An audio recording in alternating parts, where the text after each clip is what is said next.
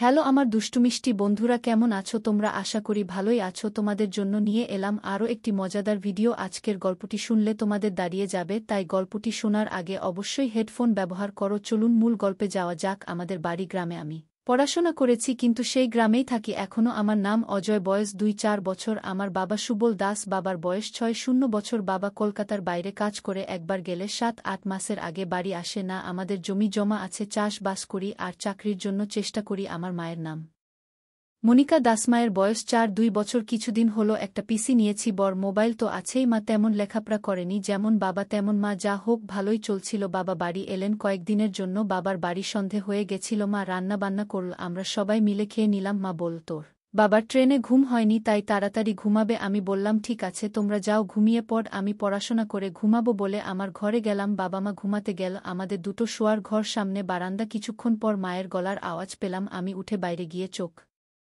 রাখলাম, জানলা বন্ধ হলেও নিচ দিয়ে দেখা যায় ঘরে ডিম লাইট জ্বলছে। দেখি বাবা মা অদ্ভুত আচরণ করছে। কিছুক্ষণ পর মা রেগে গিয়ে বলল, কি হয়ে গেল বাবা? হ্যাঁ গো, আর থাকতে পারলাম না। মা বলল, আজ কেন? বাবা উঠার পরে মা ও উঠে বসল। বাবা মা বের হওয়ার আগেই আমি ঘরে চলে এলাম। আমার কি হলো নিজেকে শান্ত করতে পারছিলাম না। এরপরেও 2 দিন বাবা মা দেখেছি, 1-5 দিনের মাথায় বাবার আবার ট্রেন। বাবা চলে গেল আর আসবে পূজার আগে। আমি চাকরির পরীক্ষা দিয়ে যাচ্ছি, চাষবাস ও করছি। আর্থিক অবস্থা আমাদের ভালো না, বাবা যা টাকা পাঠায় তাতে ভালো থাকা যায় না। আমার একটা চাকরি দরকার। এর মধ্যে একদিন আমি মাঠে গেছি, মা দৌড়াতে দৌড়াতে আমার কাছে গেল, বল দেখতো এটা কি? আমি খুলে দেখি নিযোগপত্র, আমাদের গ্রামের একটা আধা সরকারি অফিসে। মাকে বললাম, মা হয়েছে? মা বল, কিরে? আমি বললাম, এই তো চাকরি। মা ও বাবা বলে আমাকে আনন্দে জড়িয়ে ধরল। আমি বললাম, মা আর এত কষ্ট করতে হবে না, আমাদের এখন থেকে আমাদের সুখের দিন শুরু। মা বল, হ্যাঁ বাবা, তুই আমার সব। তোর মুখের দিকে তাকিয়েছিলাম এতদিন। আমি বললাম, আমি আর তোমার কোনো কষ্ট রাখব না। মা বল, চল বাবা বাড়ি চল, আর কাজ করতে হবে না। আমি বললাম, আরেকটু বাকি আছে, কাজ করে যাই। মাও আমি কাজ সেরে বাড়ি গেলাম। বাবাকে ফোন করে জানালাম, বাবাও খুব খুশি শুনে। পরের সপ্তাহে অফিস যেতে শুরু করলাম। 1 মাস ভালো করে অফিস করে কাজ বুঝে নিলাম। পরের মাস প্রথম মাইনে পেলাম। অফিস থেকে ফিরে সন্ধ্যের পরে মাকে নিয়ে মার্কেটে গেলাম, মায়ের জন্য নতুন সব কাপড় কিনলাম। মা বলল, এত কিসের জন্য লাগবে? আমি কোথাও বেড়াতে যাব নাকি যে কিনলি? আমি বললাম, বকনা তো আমি দিয়েছি, তুমি পরবে। মা বলল, ঠিক আছে বাবা, ঠিক আছে,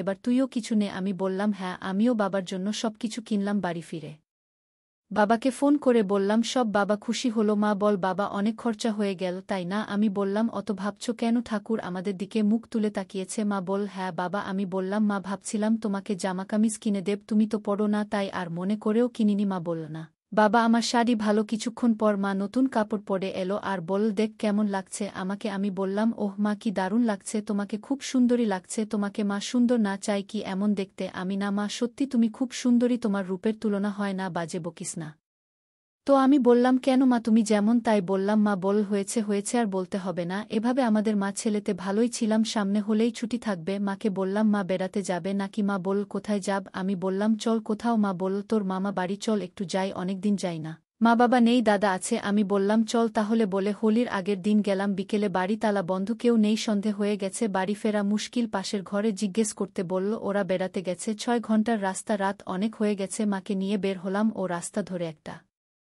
গাড়ি নিয়ে শহরে এলাম। রাত 12টা বাজে, একটা হোটেল পেলাম রাতে। মা আমি একটা রুমে থাকলাম। সকালে বাড়ি ফিরে এলাম, সব মাটি হয়ে গেল। বাজার করলাম, মা রান্না করতে গেল। আমি পাড়ার বন্ধুদের সাথে হোলি খেললাম, ফিরলাম 3টোর পরে। মা বসে আছে। মা বল, এত দেরি করলি? আমি মাকে কপালে ও পায়ে আবির দিলাম। মা আমার আবির লাগিয়ে দিল। মা বল, নে এবার চল পুকুর ঘাটে স্নান করে আসি। আমি বললাম, চল। বলে সাবান নিয়ে মা ছেলেতে গেলাম। আমি জলে দুধ দিয়ে মাথায় শ্যাম্পু দিলাম। মা ও দিল। মা বল, কি রং দিয়েছিস? উঠছে না, দেখ কি বিছিডি লাগছে। মা এমন ভাবে বসে আছে, অদ্ভুত দেখা যাচ্ছে। গল্প করতে করতে আমি বললাম, মা আর চিন্তা কর না, আগের থেকে ভালো থাকব আমরা। মা বল, কদিন পরে বিয়ে করে মাকে তো ভুলে যাবি? আমি যা তাই থাকব।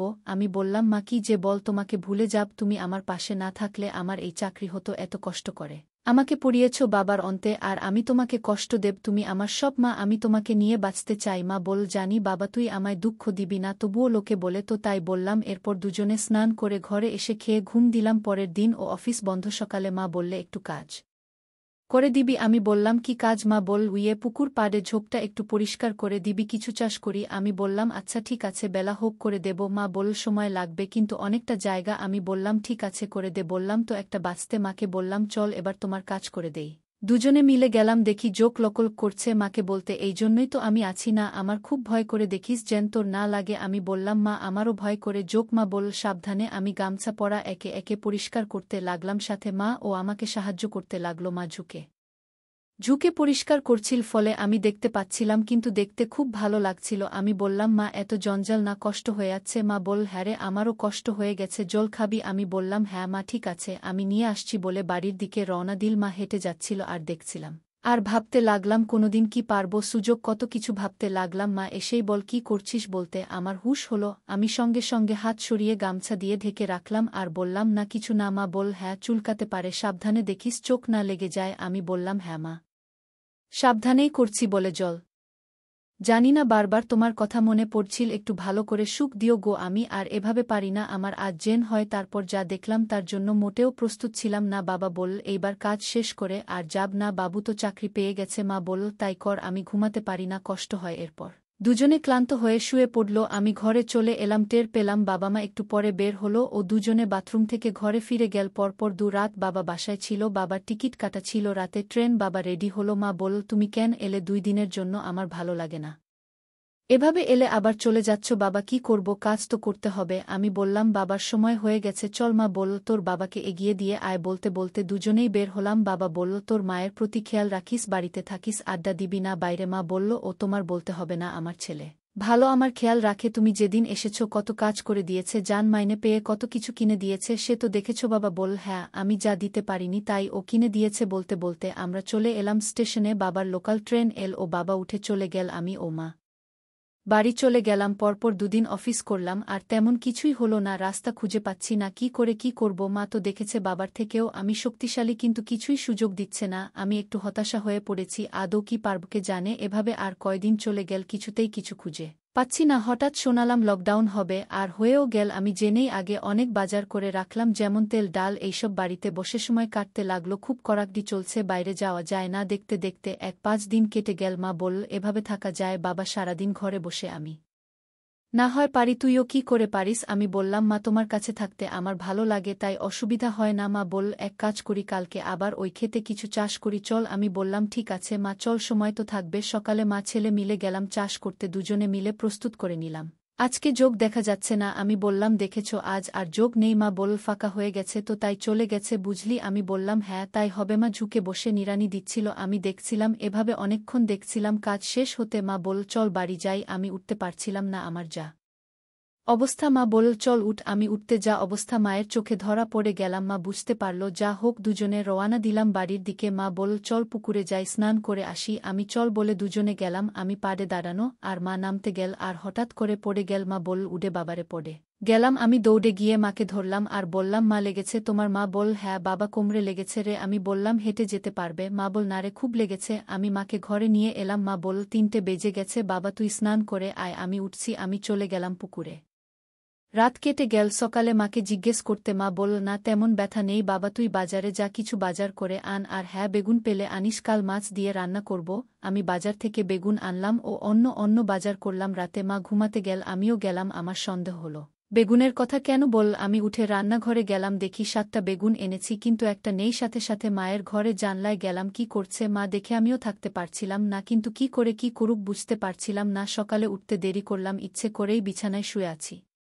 ঘুমের ভান করে 9টা নাগাদ মা বাইরে থেকে ডাক দিল, বাবু উঠবি না? আমি কোনো সাড়া দিলাম না। মা দরজা ঠেলে ভেতরে ঢুকল। মা বলল, এই বাবু, বেলা কত হয়েছে? ইস, কিভাবে রয়েছে? এই উঠ বলছি। আমি চোখ ডলে তাড়াতাড়ি উঠলাম। মা বলল, ওঠ, অনেক বেলা হয়েছে, এত সময় কেউ ঘুমিয়ে থাকে বলে বেরিয়ে গেল। আমি মনে একটু স্বস্তি পেলাম, যাক মা দেখেছে দুপুরে। মা বলল, কাঁথা কাপড় কাচব, একটু সাহায্য করবি? বর তো আমি ঠিক আছে বলে মায়ের সাথে ঘাটে গেলাম। গামছা পরে দুজনে মিলে কেচে ধুয়ে নিলাম। মা সব রোদে দিয়ে এল পুকুর ঘাটে। মা বলল, এই একটু সাঁতার কাটতে পারিস, শরীর ভালো থাকবে। আমি আচ্ছা বলে জলে নেমে গেলাম। মা ও না মা, আমি অপার গিয়ে আবার ফিরে এলাম। আমি বললাম, চল সাঁতার কাটি। মা বলল, না আমি পারি না, ডুবে যা বেশি জলে গেলে। আমি বললাম, মা আমি আছি না, তোমাকে ধরব আমি। মা বল, ধরবি? কিন্তু আমি বললাম, হ্যাঁ ধরুক তুমি। আসতো। আমি মায়ের হাত ধরে গলা জলের বেশিতে নিয়ে গেলাম। মা বলল, এই কষ্ট হয়ে গেছে বাবা, আর পারছি না বলে আমার কাছে আসো। আমি বললাম, একটুতেই কষ্ট হয়ে গেছে তোমার? মা বলল, না আরেকটু হলে তো জল খেয়ে নিতাম, ভারী শরীর না, অনেক দিন পর এভাবে স্নান করছি বুঝলি, বিয়ের পর তোর বাবার সাথে এভাবে স্নান করেছিলাম। আমি বললাম, তবে তোমার পুরান স্মৃতি মনে পড়ছে? মা বল, হ্যাঁ রে, এই আশেপাশে কেউ নেই তো? আমি বললাম, না কেউ নেই, তোমার ভয় নেই? কাউকে দেখা যাচ্ছে না, আর থাকলে বাকি আমার ছেলে তো? মা বল, কাউকে বিশ্বাস নেই, কত কিছু রটাতে পারে জানিস? আমি বললাম, না মা, কেউ নেই, তুমি আরেকটু সাঁতার কাট, আমি ধরছি। মা বল, না তুই চল, আমার ভালো লাগছে না, আমাকে পাড়ে তুলে দে। আমি ঠিক আছে চল বলে মাকে পাড়ের কাছে নিয়ে গেলাম। একসাথে বাড়ি গেলাম, আর কোনো কথা হলো না। খাওয়া ছাড়া রাগ এবং কষ্ট দুটোই হচ্ছিল বলে নিজেই চেপে গেলাম।